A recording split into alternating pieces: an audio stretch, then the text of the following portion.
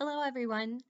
The presenters throughout this presentation will be Michaela Catani, Shayna Harris, and Christopher Soul from Group 2. The objective of this presentation is to provide a general overview of Group 1's proposal, the impact of Street Connect on the use of resources by homeless youth. Then, we will highlight the strengths within the proposal and provide constructive feedback and suggestions.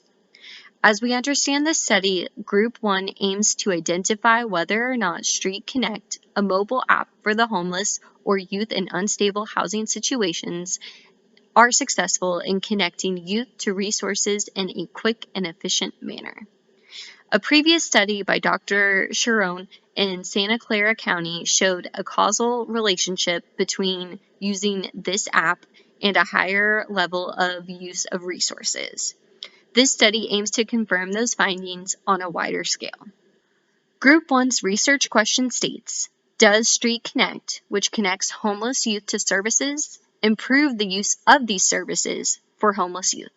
Services listed in the research question include mental, healthcare, food pantries, shelter day services, communication, and travel via Segways. The group then proposed two hypotheses to this question. One, the Street Connect application is expected to improve the usage of services for homeless youth, and two, the Street Connect applicant will enhance communication between service providers and clients. Group 1's sample is made up of Santa Clara County, California, which is used as a representative population in this study. The group does this based on the number of registered users on the app itself.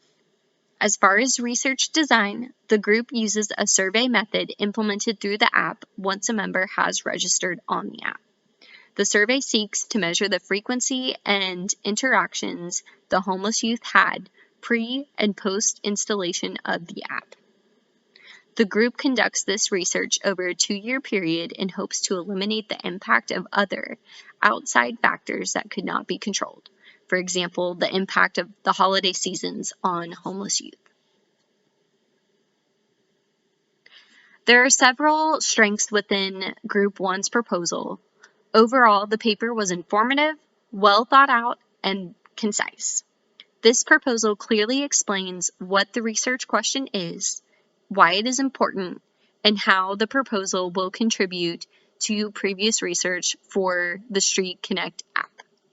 The literature review which accompanied this proposal demonstrates extensive research on the homeless youth and incorporates important definitions and the agencies involved within the study. The hypotheses put forward in the study are all testable, plausible, and written broadly enough that could be externally applicable to other studies. Variables and concepts related to the study are defined and supported. The group also lists limitations of the study and supports them by explaining the possible errors and gaps within the research. There are several different areas where we felt there were opportunities to clarify meaning and advance the discourse for this paper. In order to understand the problem of youth homelessness more fully, we suggest the authors discuss in greater depth the effects of chronic youth homelessness, not only on the individual experiencing homelessness, but the negative effect on a society as a whole.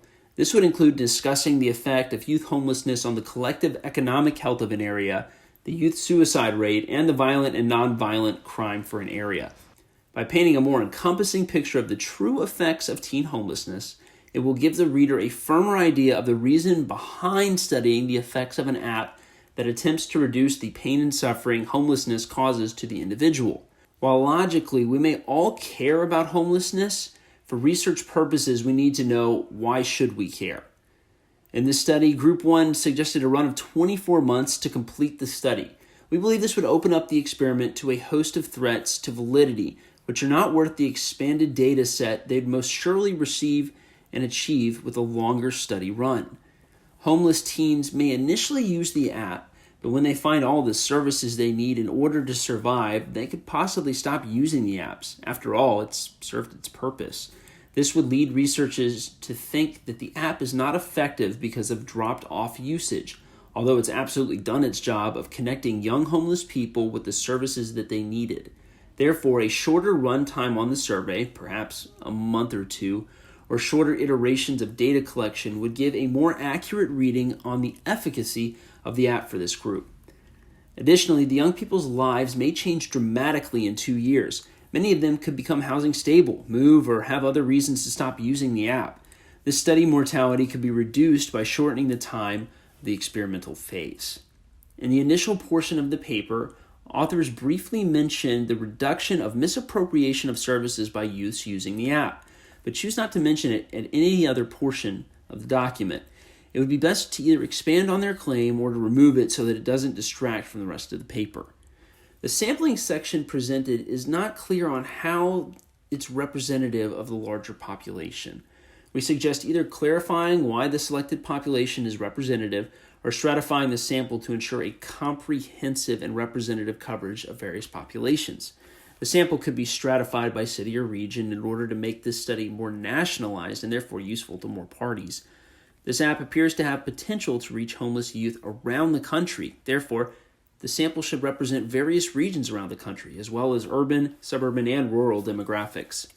Additionally, the study could control for the sample to make sure the app does not have different effects on different minority groups, such as ethnic minorities, LGBTQ+ individuals, women, and other protected classes. App utilization may need to be calculated in a less quantitative manner in order to ensure the true usefulness of the app is being measured.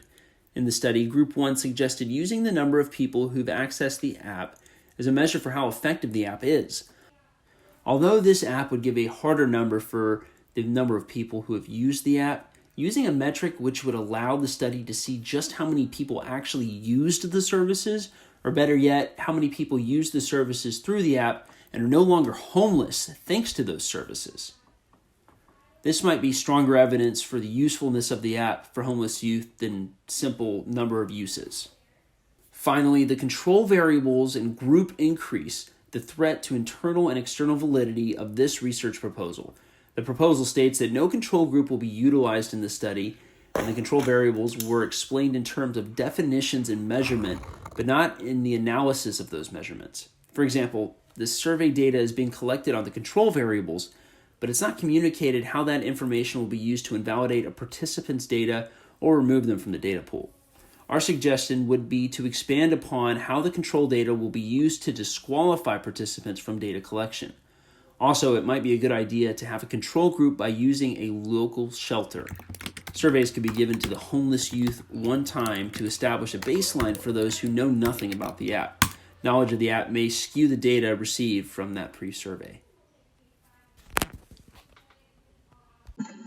So regarding the grammar and APA style of your proposal, we did have a few suggestions we wanted to throw out there to help improve your project.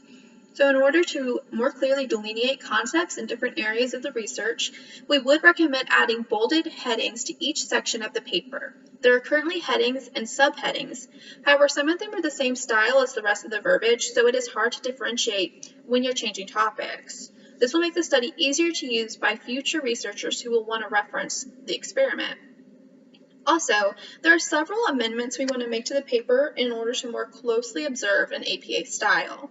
First, we would recommend ensuring headings for a topic do not find themselves on the bottom of a page. Instead, we'd recommend simply moving the heading to the next page. Secondly, we would recommend ensuring the method in which studies are cited within the paper are in line with APA-style guidelines. There were a few different citation issues we noticed that did not read properly per compliance with these guidelines. We would mostly recommend making these changes to the sources cited in the literature review, but just be aware of your citations throughout the entire proposal. Also, a great reference and resource is Purdue OWL for both the APA heading suggestions and the in-text citation corrections. But overall, you guys did a fantastic job, and we greatly appreciate your collaboration with us on this project.